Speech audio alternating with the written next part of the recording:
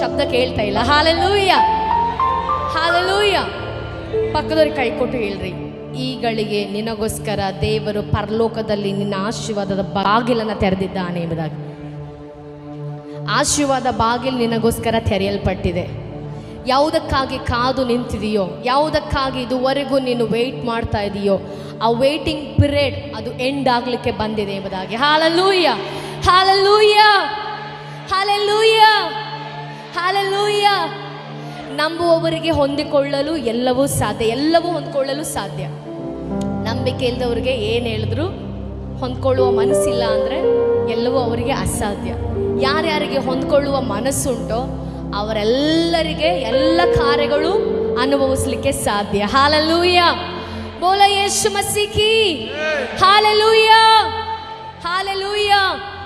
Okay, ಇನ್ನೊಂದು ರಾಗ, ಕೊನೆ ರಾಗವನ್ನು ಹಾಡಿ ನಾವು ದೇವರಿಗೆ ಮಹಿಮೆ ಕೊಡೋಣವೇ? ಎಷ್ಟು ಜನ ರೆಡಿಯಾಗಿದ್ದೀರ ಕರ್ತನನ್ನು ಮನಸಾರೆ ಸ್ತುತಿಸಿ ಆತನನ್ನು ಹಾಡಿ ಹೊಗಳಲಿಕ್ಕೆ? ಹಾಲೆಲೂಯ.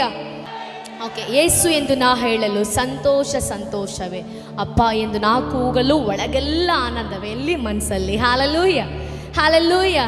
ಮನೆಯಲ್ಲಿ ನಮ್ಮ ತಂದೆ ತಾಯಿಯನ್ನು ಅಮ್ಮ ಅಪ್ಪ ಅಂಥೇಳಿ ಪ್ರೀತಿಯಿಂದ ಕರೆದ್ರೆ ಅವ್ರಿಗೆ ಎಷ್ಟು ಸಂತೋಷ ಆಗುತ್ತೋ, ಅದಕ್ಕಿಂತಲೂ ಮಿಗಿಲಾಗಿರುವಂಥ ಒಬ್ಬ ತಂದೆ ನಮಗೋಸ್ಕರ ಇದ್ದಿದ್ದಾನೆ.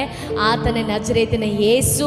ಅವನನ್ನು ಯಾರ್ಯಾರು ಮನಸ್ಸಾರೆ ಅಪ್ಪ ಎಂಬುದಾಗಿ ಕೂಗ್ತಾರೋ, ಫ್ರೆಂಡ್ ಎಂಬುದಾಗಿ ಹೇಳ್ತಾರೋ, ಆ ಸಂದರ್ಭದಲ್ಲಿ ಆ ಶಬ್ದವನ್ನು ಕೇಳುವಂತಹ ಯೇಸು ಸ್ವಾಮಿ ಬಹಳ ಸಂತೋಷವುಳ್ಳವನಾಗಿರ್ತಾನೆ. Hallelujah, hallelujah. ಹೇಳೋಣ, ಹಾಲೆಲೂಯ, ಹಾಲೆಲೂಯ. ನಿನ್ನನ್ನ ಕಾಯುವ ದೇವರು ತೂಕಡಿಸೋದಿಲ್ಲ, ನಿದ್ರಿಸೋದಿಲ್ಲ ಪ್ರಿಯರೇ. ಹಾಲೆಲೂಯ.